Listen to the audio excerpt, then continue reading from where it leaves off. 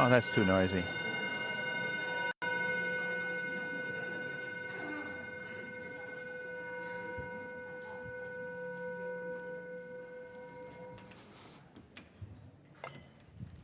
Good morning. Good morning and welcome to the Unitarian Universalist Congregation of Greater Naples. My name is Tony Fisher. I serve here as minister very happily. It's great to see everybody here this morning. I especially welcome anyone who's new this morning, and we urge you to make yourself known as much as possible, and we urge our members to look out for anybody who looks unfamiliar and connect quickly. So I usually do something about welcoming everybody here and there, but Kathy is going to do that. So I would ask you this morning, as a change of pace, to turn to somebody next to you and say good morning and welcome.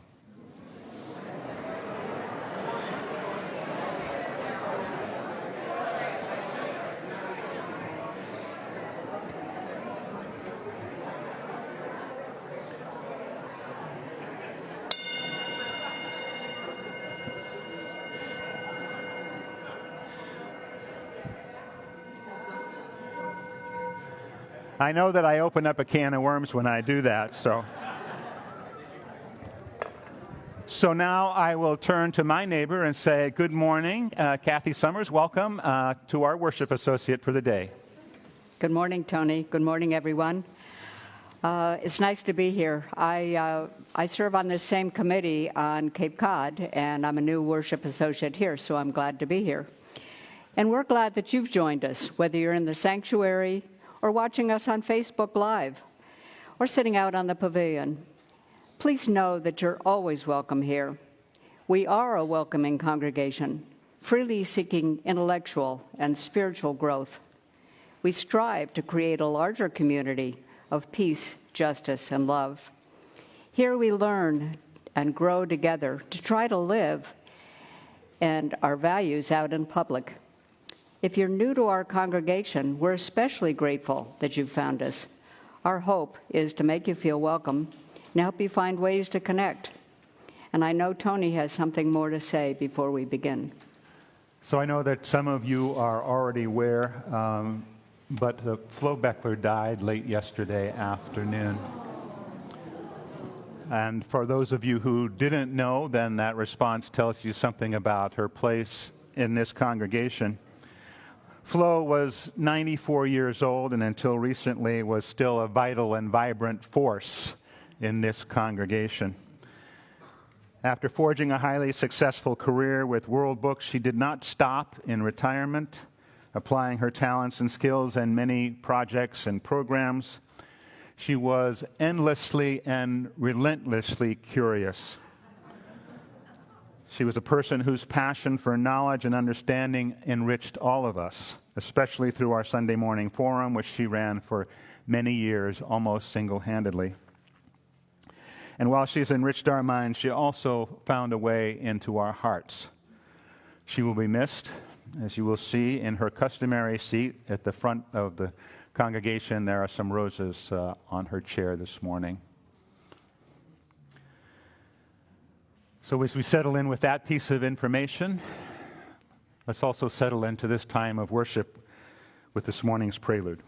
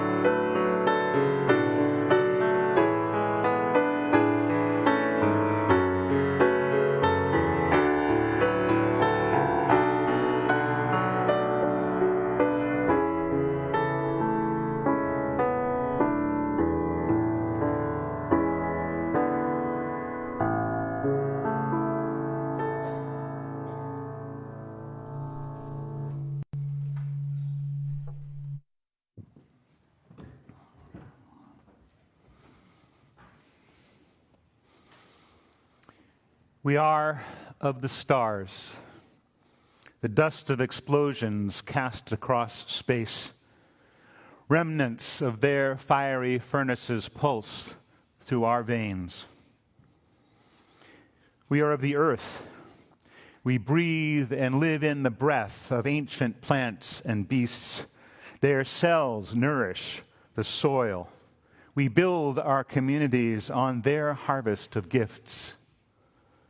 Our fingers trace curves carved in clay and stone by forebears unknown to us. We are part of the great circle of humanity gathered around the fire, the hearth, the altar.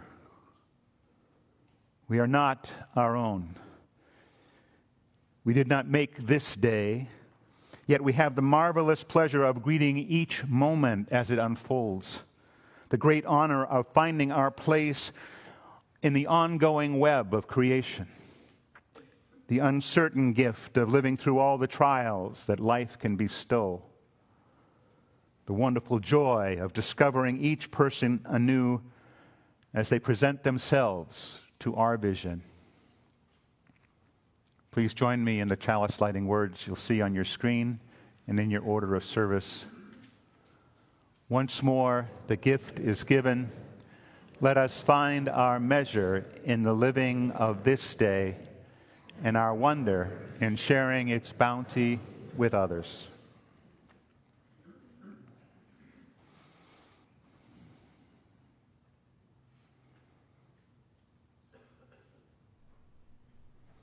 And let's rise as you're willing or able and join in singing our opening hymn, We Are Not Our Own. The words will be on the screen. Abby, I hope, will play it through once for us, and then we'll start in and see how it goes, okay?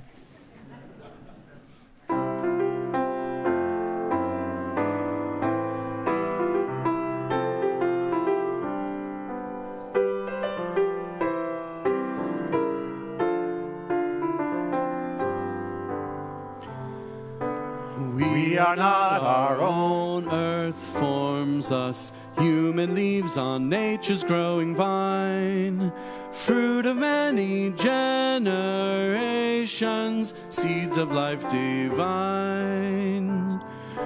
We are not alone, earth names us, past and present, peoples near and far, family and friends and strangers show us who we are. And if love's encounters lead us on a way uncertain and unknown, all the saints with prayer surround us, we are not alone. Therefore let us make thanksgiving, and with justice willing and aware, give to earth and all things living liturgies of care. Let us be a house of welcome, living stone upholding living stone, gladly showing all our neighbors we are not our own.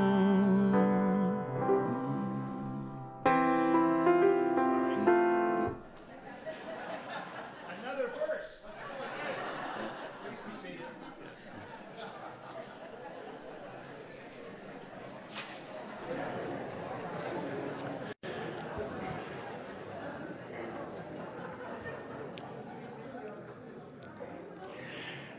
So we did change the service around today a little bit. And the guy responsible for the PowerPoint didn't actually make the change in time. So I appreciate your patience. You'll see those words again later on.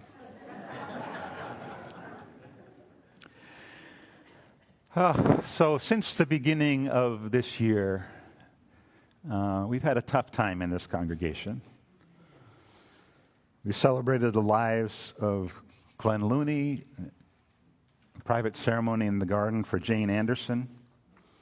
We've had services here for David Dobler, Dave Griffith, Jeff Yeager, and now we will prepare to celebrate the life of Flo Beckler.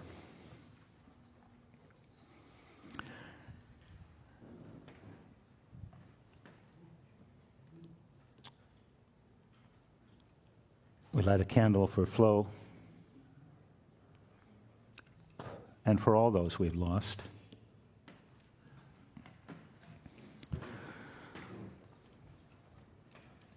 These losses or the death of anyone close to us can cause us to close down a little bit, to zero in on our own frailty, or we can think about those lives and let them inspire us to recommit to life, open up to wonder.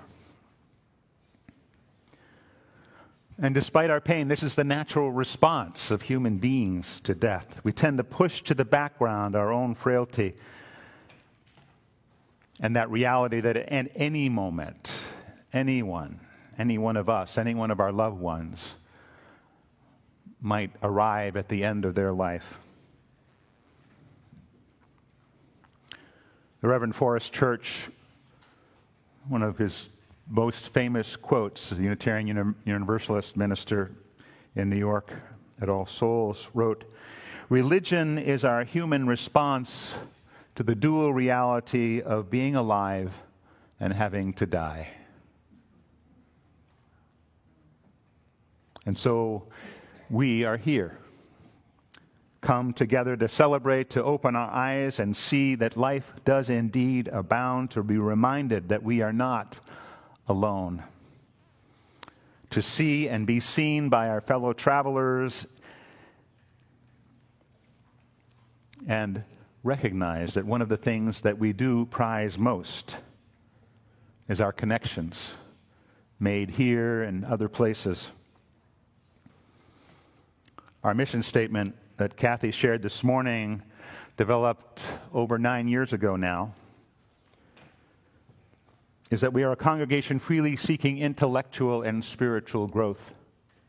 I don't think it's a mistake that word intellectual was put first when it was first developed. This is a congregation of people who love to seek knowledge and growth in that way. And yet we are all spiritual beings, responding to the world much more deeply than sometimes we can actually think about. There is the rational self, explaining away things, talking about how we react, but there's a deeper sense that we can't always articulate.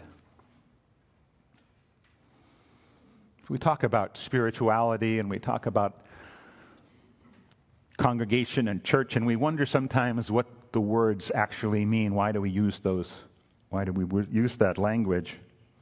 And so, for the sake of this moment, and for you, I use the term spirituality as it was given to me by one of my mentors, the Reverend Helen Cohen, and she expressed it this way: the sacred or the spiritual is that dimension in life which connects us within ourselves and the world, that deepens us and uplifts us, that makes us feel whole, that empowers and transforms us to live our lives growing in community, in integrity, in effectiveness, in serenity, and in hope.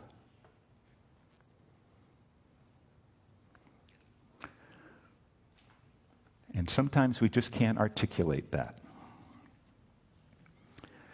My recently retired colleague tried very much to put it succinctly: spirituality in its most basic sense is about how we relate to the miracle of life.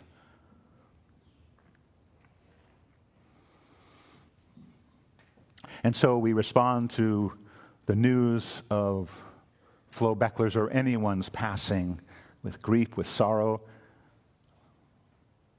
Our memories of our own losses are stirred up and brought forward. And yet here we are together in this sanctuary of hope and of love, ready to look forward. There's a reading that I use occasionally as opening words for our celebrations of life. And so this morning for Flo, I'll use this to close this particular part of the service. The universe is honest with us. The universe gives us back everything, but on its own terms, not ours. We are not water, we are a shape that water takes for a time. We are not the ocean, only the wave. We are not substance, only form. It may well be that we are coal on our way to becoming diamonds. It may be that we get to fling ourselves outward, our million moments of presence scattering through consciousness freely, like snow collected overnight on a spruce bough, that at mid-morning bursts into glittering dust in the sunshine. And thus we are gathered unto our ancestors, joining the choir invisible, whose music is the gladness of the world. Let's remain seated and join together in our centering hymn, Spirit of Life.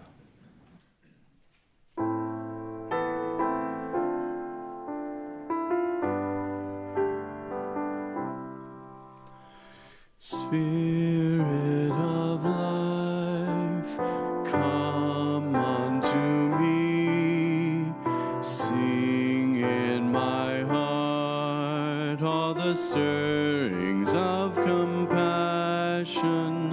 Blow in the wind, rise in the sea, move in the hand, giving life the shape of justice. Roots hold me close, wings set me free. Spirit of life, come to me, come to me. Fuente de amor, ven hacia mí, y al corazón cántale tu compasión. Sopla al volar, sube en la mar, hasta moldear la justicia de la vida. Arraigame, libérame, fuente de amor, ven a mí, ven a mí.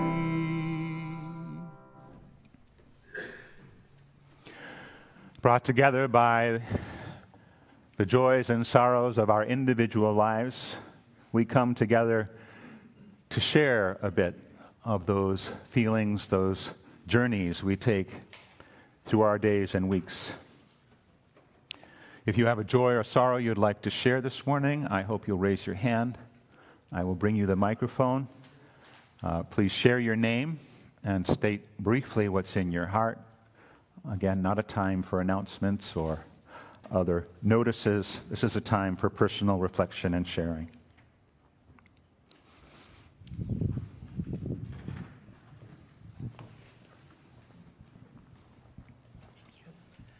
I'm Mary Fletcher from the Unitarian Universalist Congregation of Frederick, and it has been such an immense pleasure being here. I've sung in the choir for about the last 2 months, and I've just felt that this was a real home for me. It's been wonderful, and I look forward to being back here again next November, and hopefully for longer. Thanks, Mary. I'm Bill Green. Flo, we go back so many years.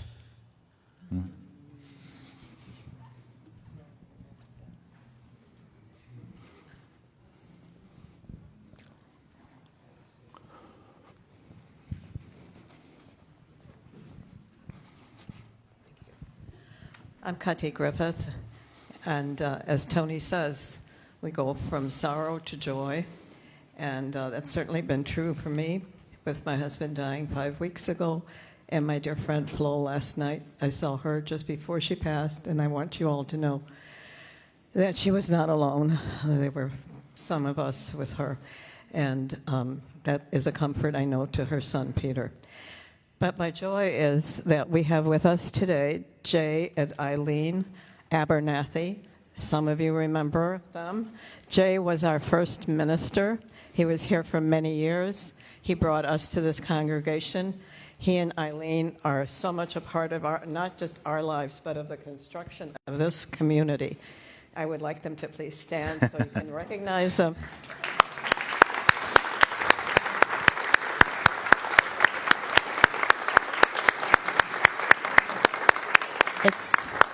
It's truly a great joy to have them here. I'd just like to say that Flo and Joe assaulted this congregation about midway through my ministry here. And that whirlwind just kept going for so long, and Flo was such a blessing. Joe, not so obviously, but yet. But Flo was amazing, and it's really great to see your response to her passing. Thank you, Jay, and it is a joy for you to be here. Thank you. Anyone else?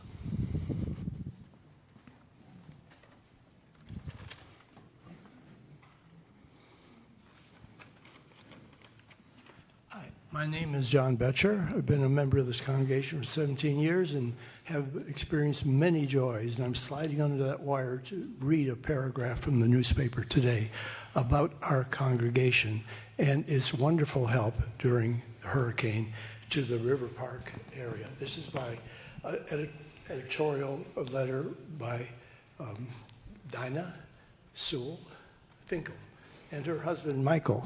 Are they here? Yes. Could they stand, please, for a moment?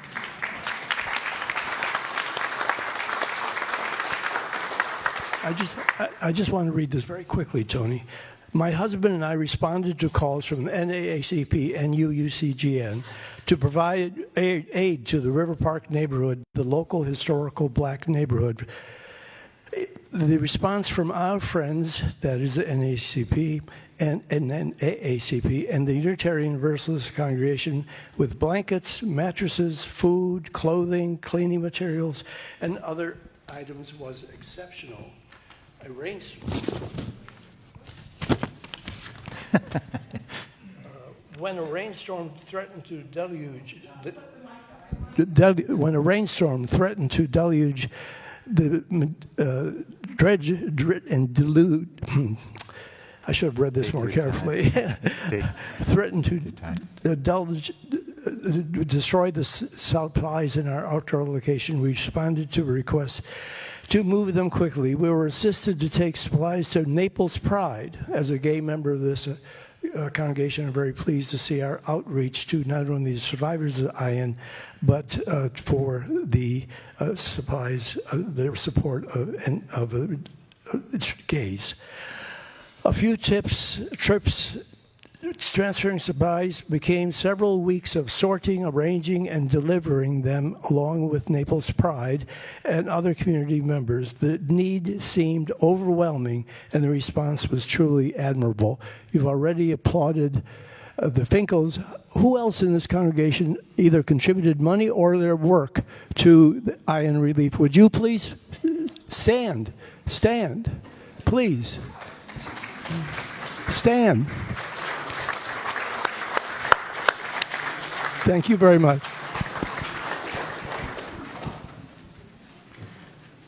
Thank you, John, very much. It was really, truly a remarkable response from this congregation, not only to River Park, but to the Naples Pride Center. And you should feel proud of yourselves for that. I'm Henry and my wife Audrey Huffman, and this is our fourth and final Sunday here. We want to thank you for your hospitality, particularly Ed and Marge Johnston. I said to my wife last week that this congregation is so welcoming that I want to move to Naples.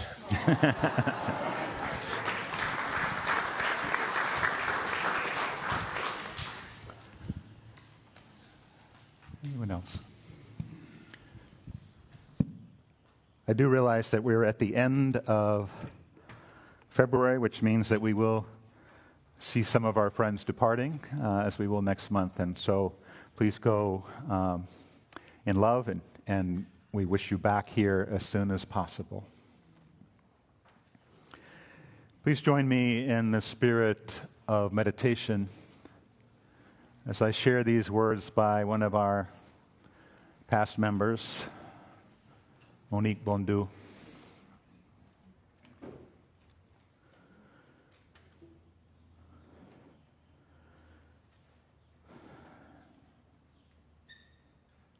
A state of grace. Being instead of doing. Lie still. Sit still. Be still. Experience doing nothing. Uncomfortable at first, then liberating. Stare out the window. Breathe in. Breathe out. Feel each muscle loosen. Fix your gaze on one object. Tune in to the lack of noise.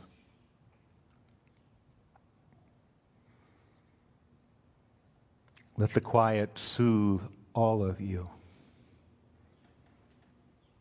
Listen to the silence.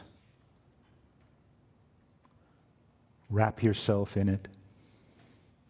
Let it permeate your skin.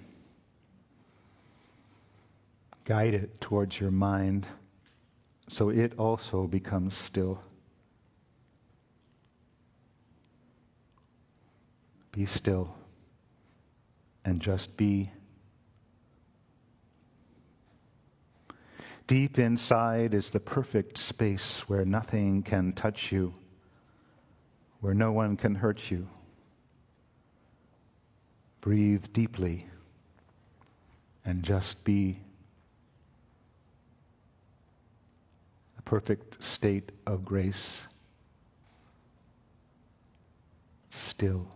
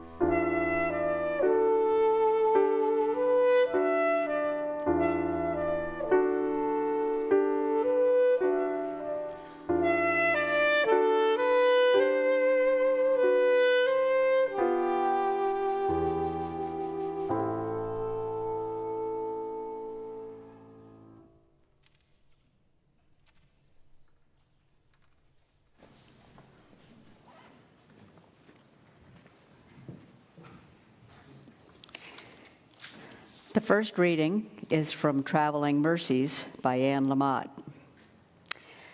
I know more about grace than I did 2 weeks ago. For instance, that Auden was right when he wrote, "I know nothing except what everyone knows. If there when grace dances, I should dance."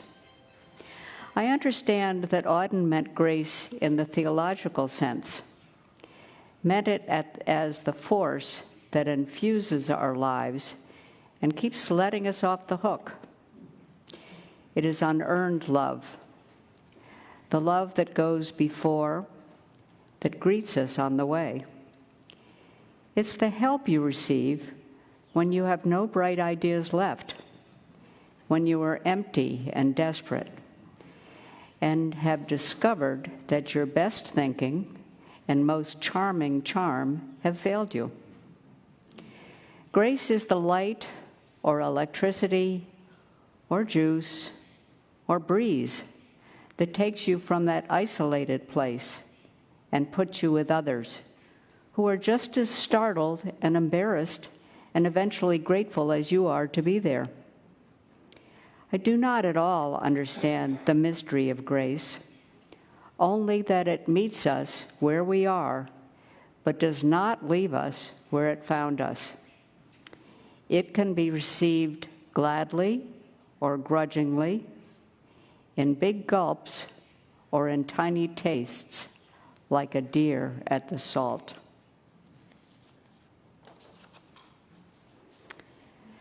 This is a poem by Jane Kenyon called Otherwise. I got out of bed on 2 strong legs. It might have been otherwise. I ate cereal, sweet milk, ripe, flawless peach. It might have been otherwise. I took the dog uphill to the birchwood. All morning I did the work I love. At noon, I lay down with my mate. It might have been otherwise. We ate dinner together at a table with silver candlesticks. It might have been otherwise. I slept in a bed in a room with paintings on the walls and planned another day just like this day. But one day, I know, it will be otherwise.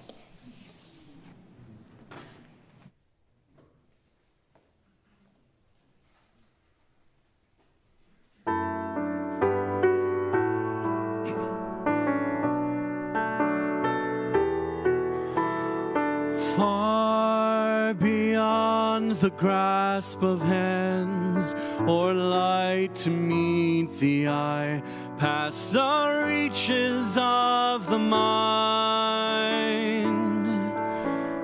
There find the key to nature's harmony in an architecture so entwined. Like the birds whose patterns grace the sky and carry all who join in love expanding, the message of peace will rise in flight, taking the weight of the world upon its wings. In the oneness of everything.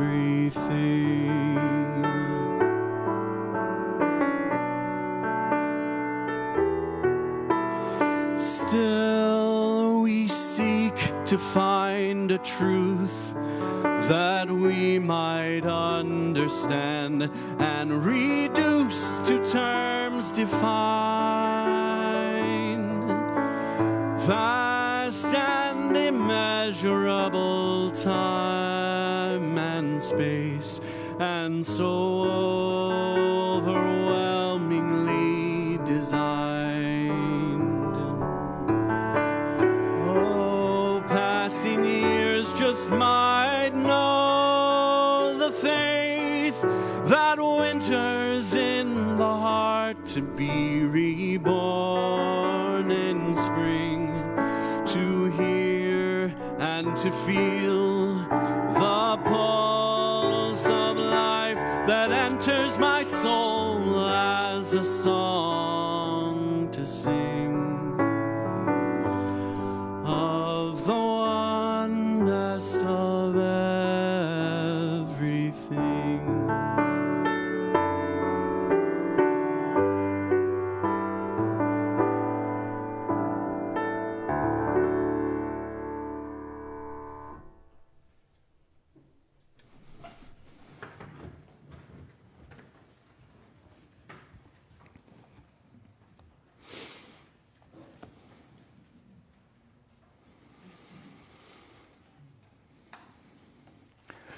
So the impetus for this service came from two directions. One is that a few of our members who are seasonal came to me with something that I was unprepared for, in that they shared that they were concerned that their northern congregations were drifting a little too to the religious end, to the spiritual end.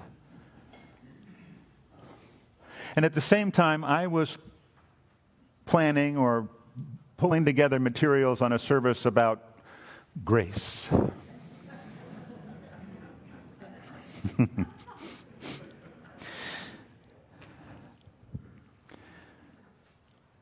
So what you get today is just sort of a blend of a concern that isn't new and an expression, I guess, from my heart. Religious language, or as it is discussed within UU circles, or was, a vocabulary of reverence, was a pretty hot topic 2 decades ago, when in 2003, the Reverend Bill Sinkford, who was then president of the Unitarian Universalist Association, called us to consider widening our use of religious language that would allow us to capture the possibility of reverence, to name the holy, to talk about human agency in theological terms.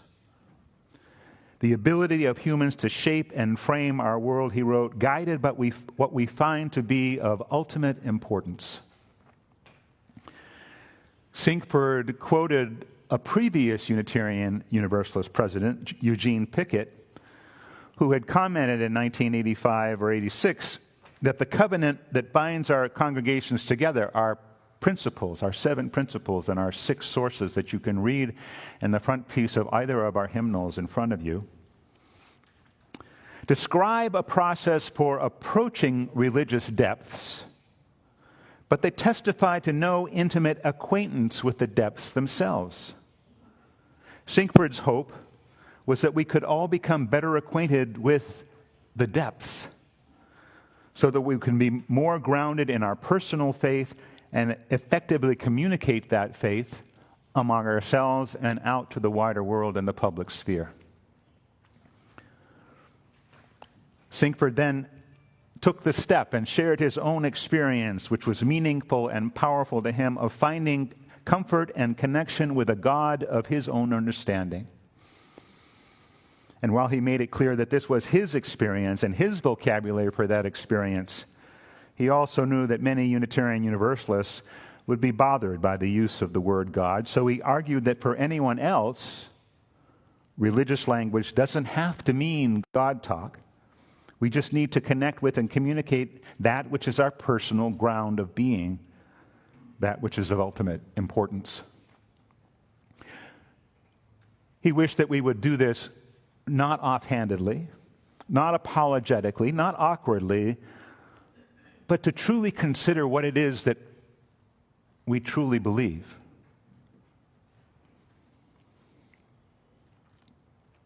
Sinkford's call caused significant buzz 20 years ago in UU land. And there was some heated backlash. His sermon had actually been inspired by humanist minister David Bomba, who had advocated for a humanist vocabulary of reverence. At that time, Bumba was concerned that humanists, who once seemed to set the agenda for religious discourse, certainly within Unitarian Universalism, but also in the country, now found themselves increasingly on the defensive, if not engaged in a monologue. In talking about humanism, Bumba wrote, "I would submit to some degree that at least we are talking to ourselves because we have allowed ourselves to be defined by the opposition. We have dismissed traditional religion as an atavistic aberration. We have given up the hope of constructive dialogue. We have manned the ramparts of reason and are prepared to defend the citadel of the mind against a renewal of superstition to the very end. But in the process of defending, we have lost the vocabulary of reverence, the ability to speak of that which is sacred, holy, of ultimate importance to us, the language that would allow us to enter once more into critical dialogue with others." Bumba said that while he believed Bill Sinkford was asking the right questions and pointing to significant challenges, he also felt strongly that a language of reverence was not to be found in the classical forms and categories of the monotheistic Jewish and Christian traditions. If our facile optimism about the world has been challenged and outdated, which he believed it had by the events of our time, so have the traditional language and affirmations been challenged and outdated. Bumba felt that there were worthy examples of such language. Words of great humanist ministers like Kenneth Patton and Robert Terry Weston. Words like those I shared in the opening words by Joy Atkinson. Bumba himself was no slouch with words and pointed to science and the always emergent understanding of the complexities of our universe and microcosm and macrocosm that continually confound our ability to comprehend, providing a rich source for awe and wonder. He calls this unfolding reality a religious story in that it calls us out of our local universes and invites us to see ourselves in terms of the largest self we can imagine, a self that was present in some sense in the singularity that produced the emergent universe, a self that was present in some sense at the birth of the stars, a self that in some sense is related through time to every living thing on this planet, a self that contains within it the seeds of the future we cannot imagine in our wildest flights of fancy. There's no need for superstition or the supernatural here. The universe provides enough to challenge our sense of self and being.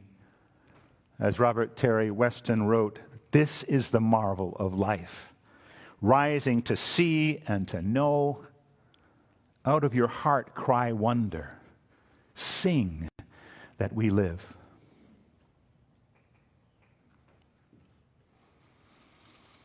I am a humanist, if you hadn't figured that out by now. There it is. Like many in our faith, however, I qualify my status. Sometimes I say that I'm a spiritual humanist or a religious humanist. Sometimes I go as far to say that I am a mystical humanist. But make no mistake, I do not look to anything supernatural to explain this universe or human behavior or the depths of what we feel but cannot articulate. Nor do I look beyond this world to find hope for reaching beloved community. The qualification I give is based on my own experience, my own human experience, which is both rational and non-rational. My experiences of feeling the oneness of everything, to the core and out again. Perhaps you've had that same kind of sense, whether it's out in nature or in a gathering like this or in a memorial service when everyone is together and feeling. I think the newer generation of ministers is still searching for that language of reverence, is still struggling to find the words to articulate the depths. And some have been comfortable reaching into the past and finding words that they can interpret.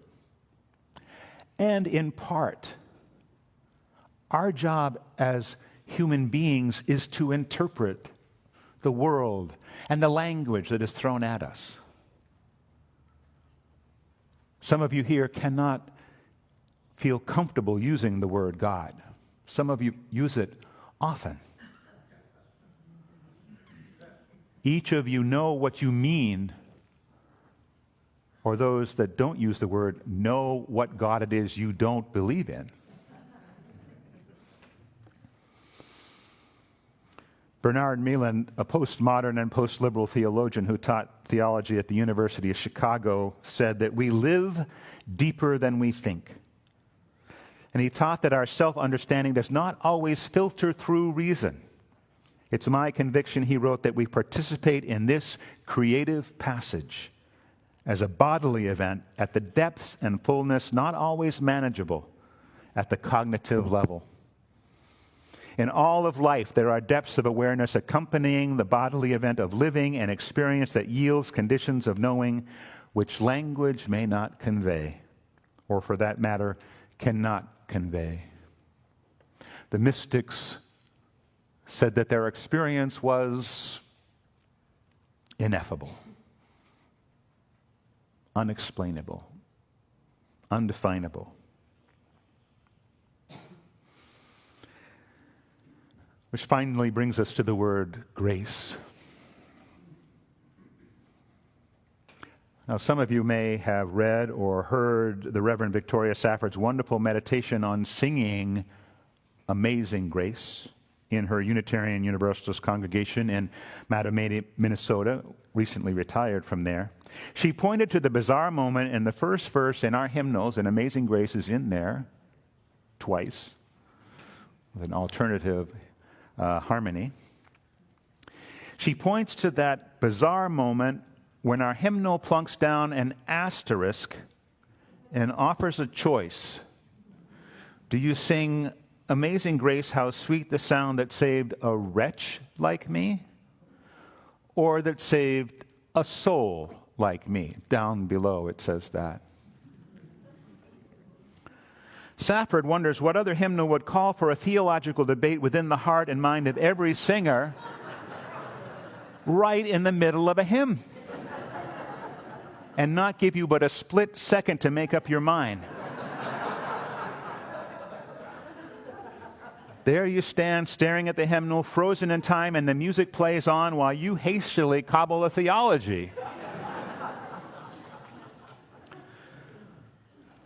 The ultimate point of her meditation is that we are on our own to make a faith out of nothing, which is to say, out of everything we have. It's demanding and relentless work, she says, the work of a lifetime, and yet sometimes we are forced to make decisions within the time it takes to sing a half note.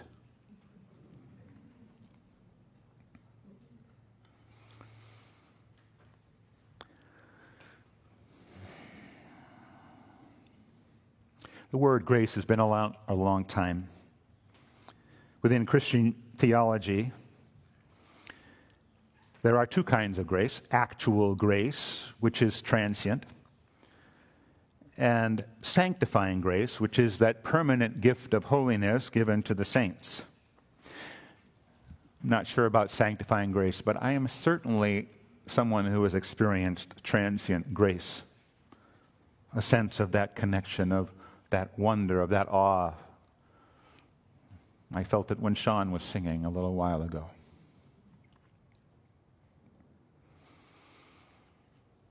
Aristotle talked about grace 500 years before Christ. It was the natural force that takes the good that we do to and for one another, like John talked about this morning,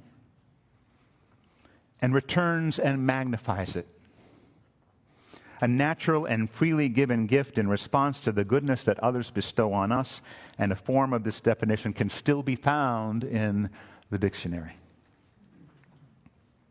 It's in line with this meaning that Unitarian Universalist minister Lynn Unger suggests that grace has to do with the giftedness of life and our gratitude in response.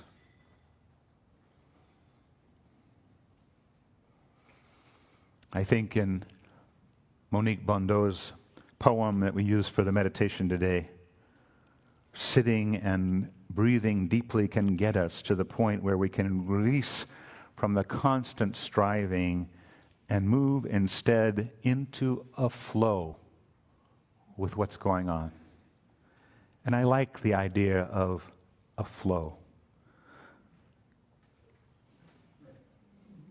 About thinking of grace as the gift of life in the universe that we can tap into and then repay in our wonder and our offerings to each other. The point of all this is that we are, as human beings, have to sort through some big ideas. And we need to take time to do that. To think about what it is that moves us, that keeps us going, that we find at our deepest point.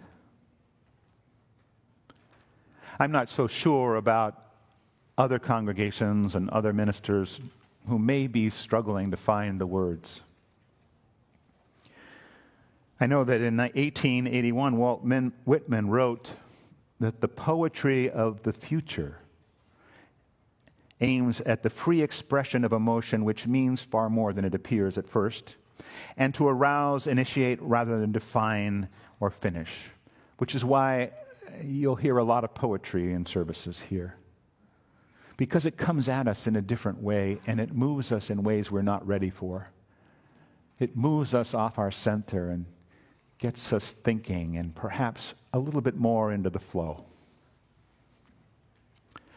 And so, let me close with perhaps an example, a fragment of a poem that we might think of as the poetry of the future that might lift us. Think, if you will, this isn't the example, but think of the poem that Amanda Gorm gave at Joe Biden's inaugural. What an incredible moment that was. And if we weren't all lifted up and talking about that. So it's that kind of language that we can look to and think about. And if you have that talent to write. But I want to close with a previous inaugural poem by Maya Angelou. And the last stanzas of that on the pulse of the morning.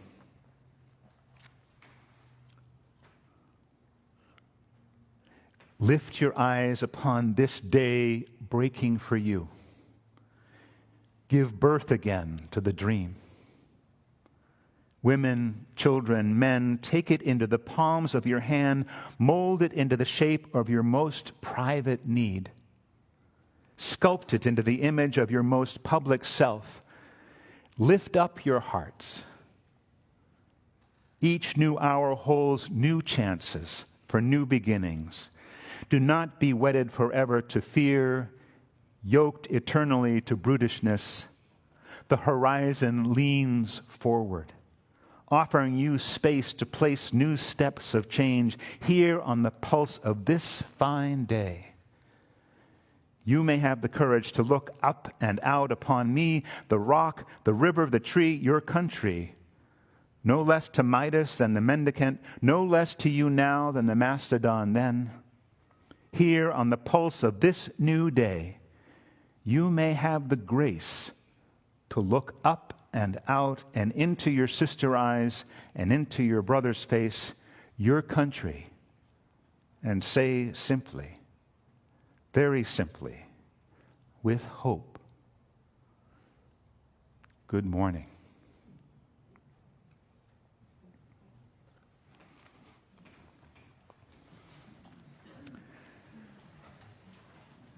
As we take the time today to reflect on today's words and music and our gratitude for all this community does, the morning's offering will be gratefully received.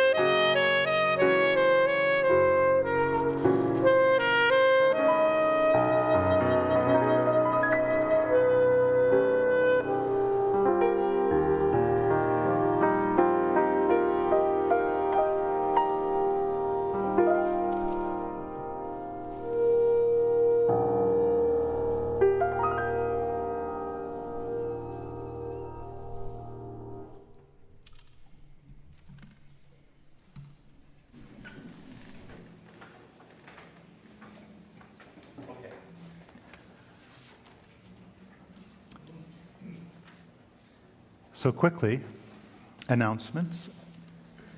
Today, here in the sanctuary at 11:45, a forum with Tufts University, my alumni, Professor Aiton Hirsch, who will be talking about his book, Politics is Power. I'm looking forward to that. Again, here in the sanctuary at 11:45. Progressive Voices, our annual lecture series, continues this Wednesday evening, February 29th, with Professor Joshua Douglas, who will be presenting an important lecture on voter suppression. Tickets for the Frank Corso concert on March 11th will be on sale after the service on the Pavilion. Frank is a nationally renowned guitarist who lives right here in Naples. His last concert drew rave reviews. And finally, don't forget that here next Saturday, a wonderful event, the silent auction, UUCGN silent auction. There's information about that here as well. See David Sleeper. David, are you still in the sanctuary? No? But that will be Saturday, March 4th from 4 to 6. It promises to be a great time and for a good cause, the congregation.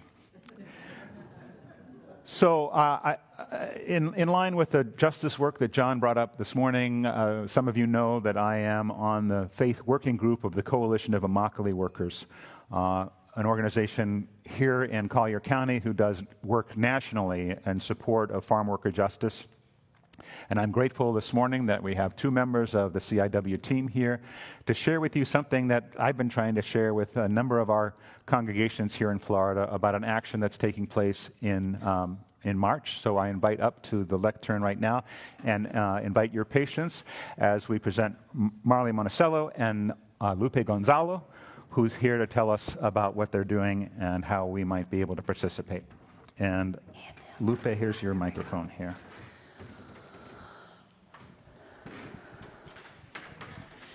Hola, buenos días.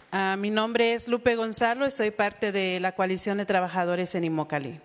Hello, good morning. My name is Lupe Gonzalo. I'm a member of the Coalition of Immokalee Workers. My name is Marley, and I'm also a staff member with the CIW, and I'll be interpreting and co-presenting with Lupe today.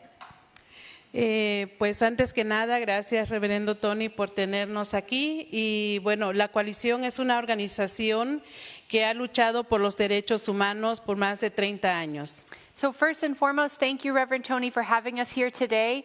We are the Coalition of Immokalee Workers. We are a human rights organization that has been fighting for the rights of farm workers for over 30 years.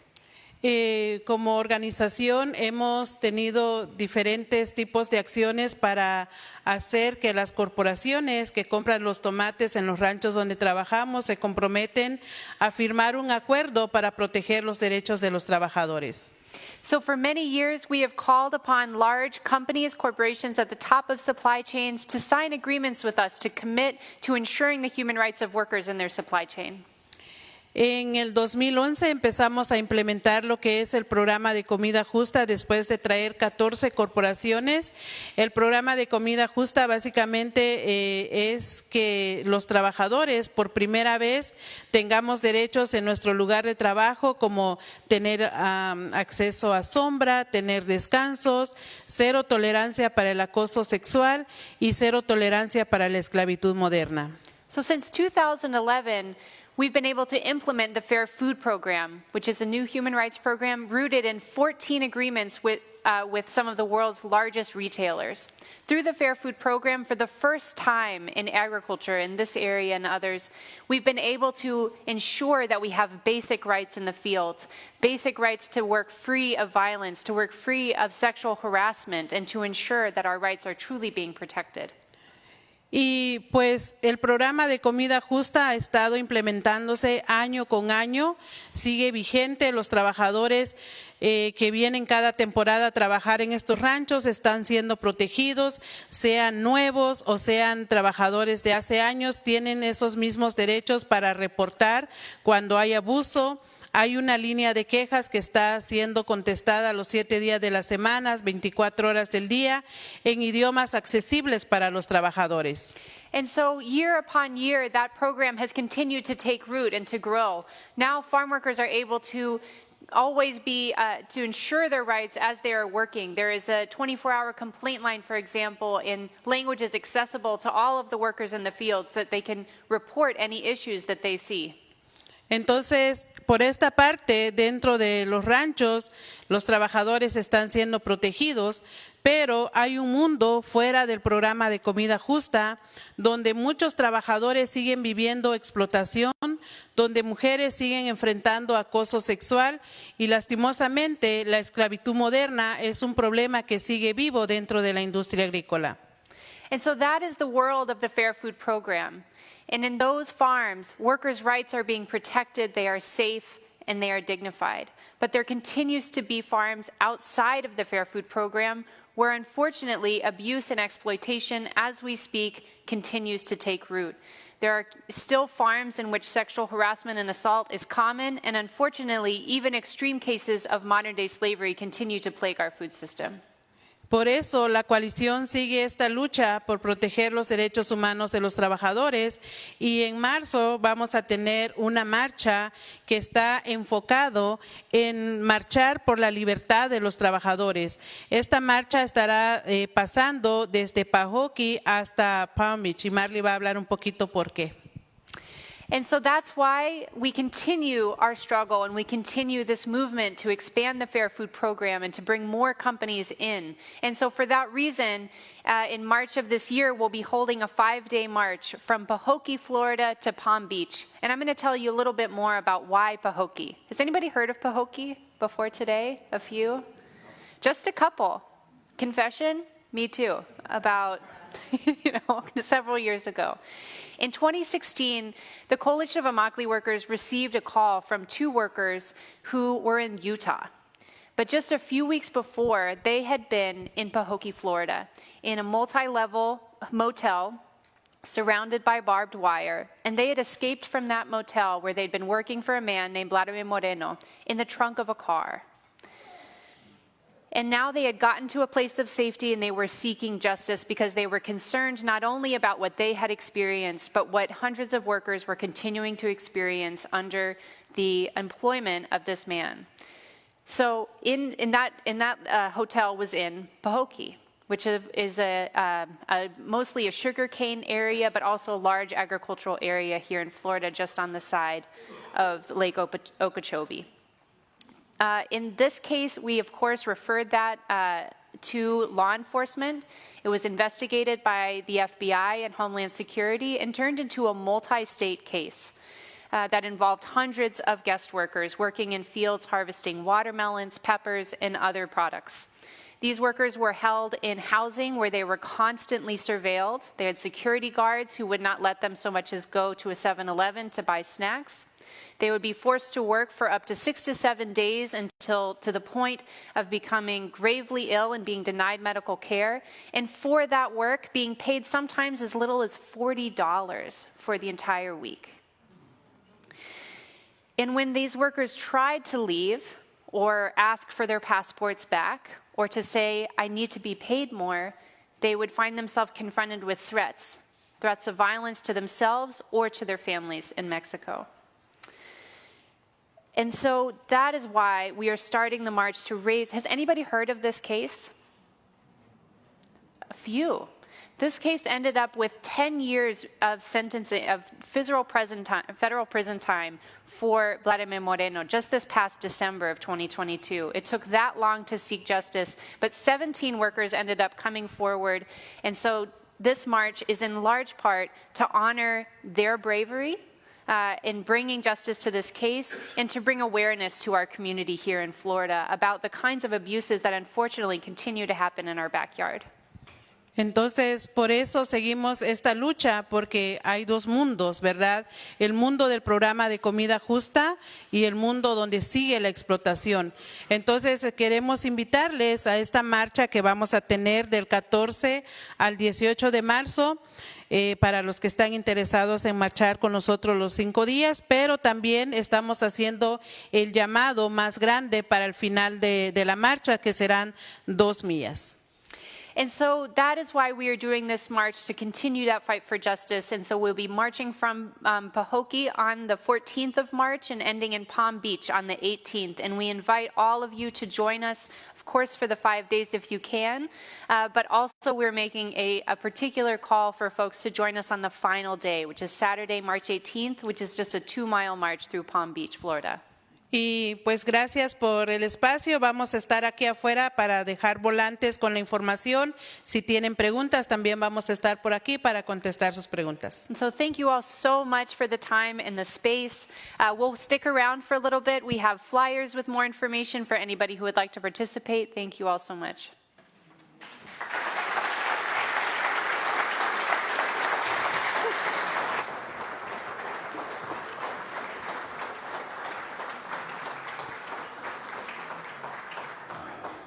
The work that this organization does is just incredible, and I think it's deserving of our support. I will be participating in the march, and anybody who wishes to can join me or support the CIW in ways that I think you can find out about after the service. Sean and Abby, I think, what do you think? Should we sing or should we close? Let's sing. Thank you. We're off. Our closing hymn is number 1000, and the teal hymnal, Morning Has Come. Please rise as you're willing and able. And if you need to depart, that's okay too.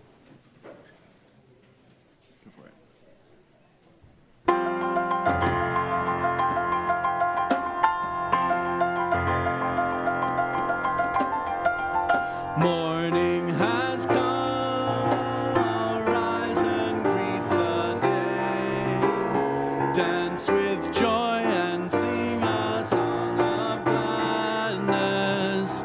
The light of hope here shines upon each face.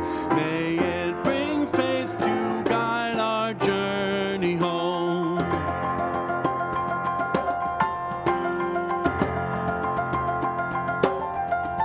A new day dawns, a more the gift is given.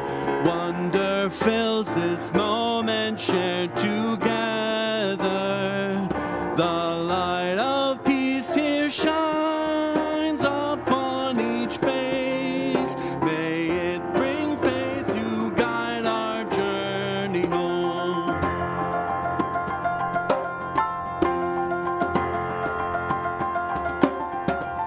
Open our eyes to see that life abounds.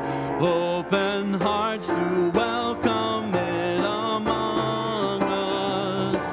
The light of love here shines upon each face.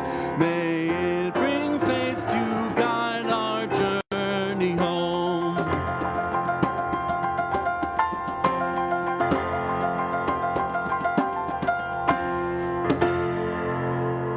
This life is not about finding all the right answers, nor giving it up to some higher power. It is about the journey. It is about the moment. It's about the wonder. What keeps your heart beating? What makes it ache? What makes it leap? Go in peace. Go in love. Have a wonderful day.